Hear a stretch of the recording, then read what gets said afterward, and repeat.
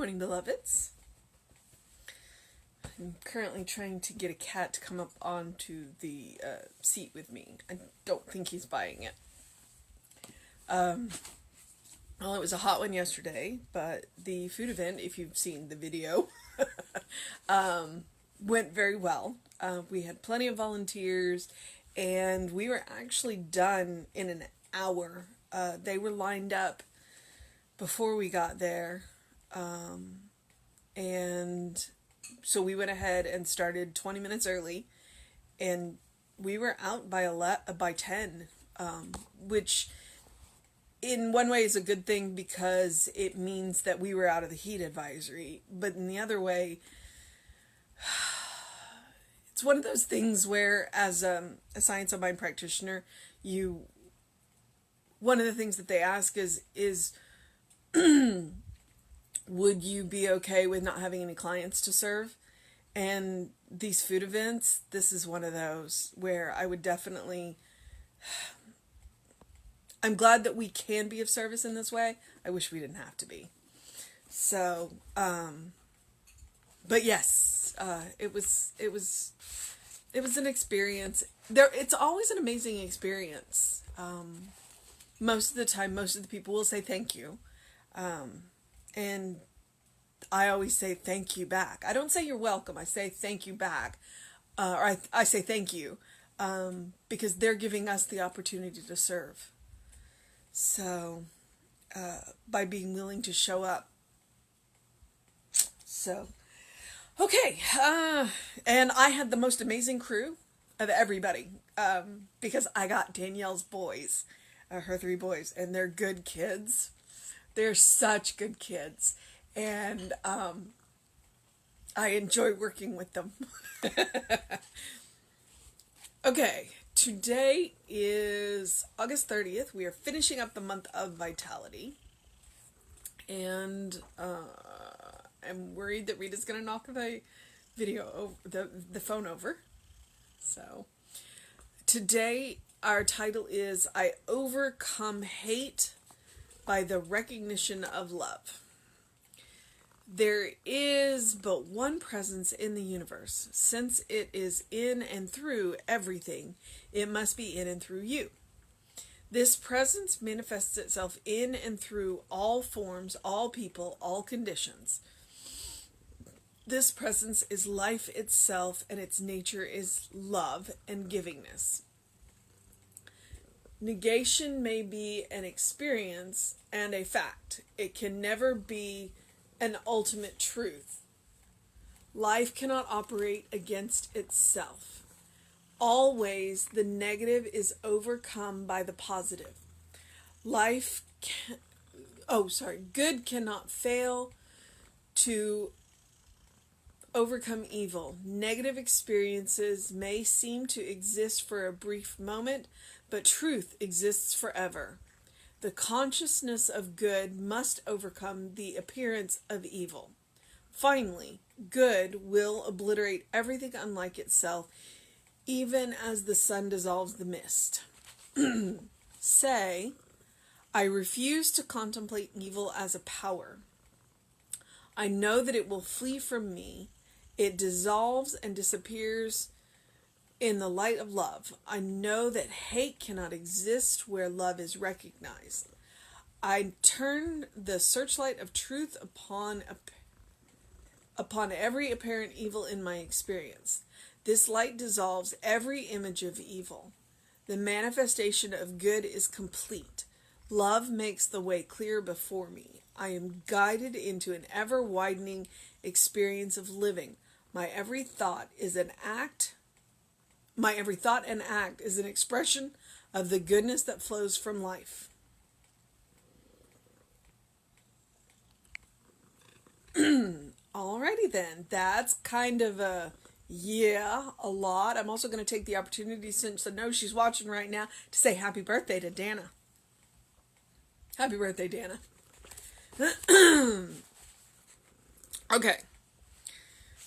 He's not messing around at the end of this month, is he? I overcome hate by the recognition of love. All right, so there is but one presence in the universe. That's what Science of Mind teaches, yes. Since it is in and through everything, it must be in and through you. That's a fact that you kind of have to accept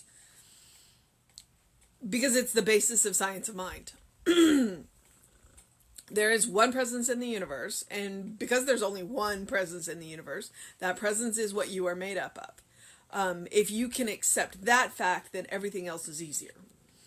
This presence manifests itself in and through all forms, all people, and all conditions. So, which is frequently why when we ask that you look into the eyes of another being and see God looking back at you, see Spirit looking back at you, because that's the truth. The material world makes things messy. Or, yeah, we make things messy in the material world. I should say that. We make things messy in the material world. And that's free will. Our ability to choose. But it's also the beauty that we have the ability to choose. So if our choice isn't working out, we are free to choose again. This presence is life itself. The nature is love and givingness. So, this presence is life itself. And the nature of this presence is love and givingness. We frequently say, Spirit wants you to be happy. You have to be willing to accept the happiness. Okay. Now this next paragraph is where I'm kind of going, what?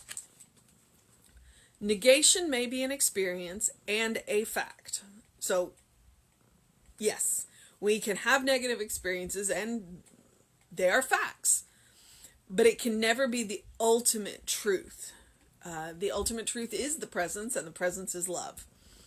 Life cannot operate against itself, which is why frequently when we talk about Spirit granting, law carrying out our wishes, then it's going to be more effective if we are on the side of life. Because life cannot operate against itself. That was a very cat thing. She's up on a shelf and just pushes something off. Always the negative is overcome by the positive. Good cannot fail to overcome evil. Because evil isn't a power. Love is. Evil is not. Evil is an experience. Evil is a momentary event, but it's not a power. And good is. Love is a power. So good cannot fail to overcome evil because there is more good than evil. And evil is not a power. It's a momentary experience. I didn't say a minute. I said a momentary. Moments can be... negative experiences may seem to exist for a brief moment, but truth exists forever. That's what I just said. Negative experience. So negative experiences exist, but evil is not a power. So eventually, good will overcome, because the truth, good, lasts forever. The consciousness of good must overcome the appearance of evil. Okay, see, there's our statement. The consciousness of good must overcome the appearance of evil. So evil is an appearance and good is consciousness. Finally, good will obliterate everything unlike itself, even as the sun dissolves the mist. Now, why would good do that? Because good is all there is. And everything else is just an appearance. And an appearance, they come and they go. They come and they go. So, eventually life, because life always moves towards life. And so evil is against life. Eventually life is going to overcome that. All right, so the treatment is, I refuse to contemplate evil as a power. I think I've been saying that the whole time. I refuse to contemplate evil as a power. It is not a power. I mean, if you go back and read the Bible, yes, there is Satan and the devil and Lucifer. But Satan is in office. The devil is in office. They're not evil. What they do can be, but they are not. And I'm not even going to get into Lucifer. Go back and read Job. That's where you meet Satan, and Satan's a lawyer. I know that it will flee from me. It dissolves and disappears in the light of love. And that's the secret. It dissolves and disappears in the light of love. Now, that being said, you are free to love from a distance. You are free to find ways to combat evil in a way that keeps you safe. In doing this, you do not have to put yourself in harm's way. You must do what you are called to do. You must recognize that you are at choice and everybody around you is at choice. I know that hate cannot exist where love is recognized. I turn the searchlight of truth upon every apparent evil in my experience. I turn the searchlight of love on every apparent evil in my experience. If we look at the undergirding of evil, then what we find is fear. And if we can combat that fear, a lot of evil will go away. Because frequently, evil is, one, fear, and two, people whose needs aren't being met. Whatever those needs are. And if we start there with reaching out and getting to know one another so that we don't fear one another, and then we also meet basic needs, we can move away from a lot of this nonsense going on in the world today. This light dissolves every image of evil because it uncovers what it really is. And frequently it's fear and need. The manifestation of good is complete. Love makes the way clear before me. I am guided into an ever-widening experience of living. My every thought is an act. My every thought and act is an expression of the goodness that flows from life. So,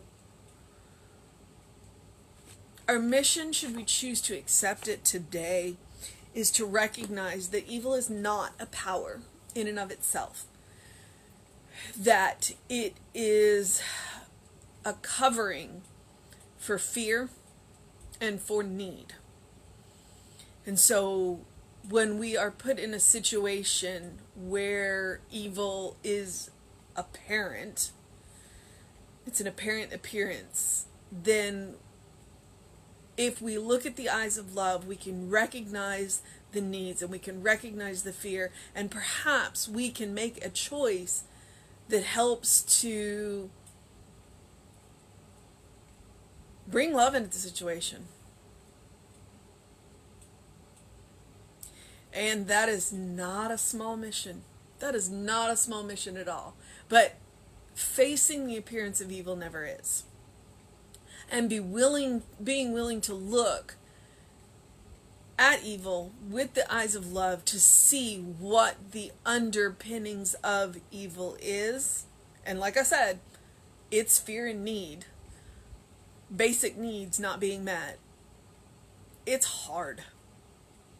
But it is what we are called to do because we recognize that there is one presence, one spirit, one life, one love. And that love is all around us just as it is through us. And when we make the conscious choice, it flows through us out into the world, making the world what it truly is. Life. Love. All right. There is going to be an amazing live stream right here on Facebook Live in about an hour and 45 minutes. So I'm going to go eat breakfast. I'm going to encourage you to do something loving for yourself, do something kind for yourself, do something compassionate for yourself. As it is still August in here in South Texas, I will encourage you to also drink a lot of water because it was hot yesterday and it's probably going to be hot again today. So do something that engages your mind and your body, and remember, open the windows of your soul, get that breath of heaven so that you can recognize that you live in heaven all the time. It's whether you are willing to open up and be aware of it. So know that you are the beloved child of God, always, in whom Spirit is well pleased. And know that we will be back with you at 11 with an amazing service right here in the comfort of your own home. And Reverend David will be on with you around 5 and then p.m. today. And I will be back with you at 9 a.m. tomorrow. All right, beloveds, have a wonderful day.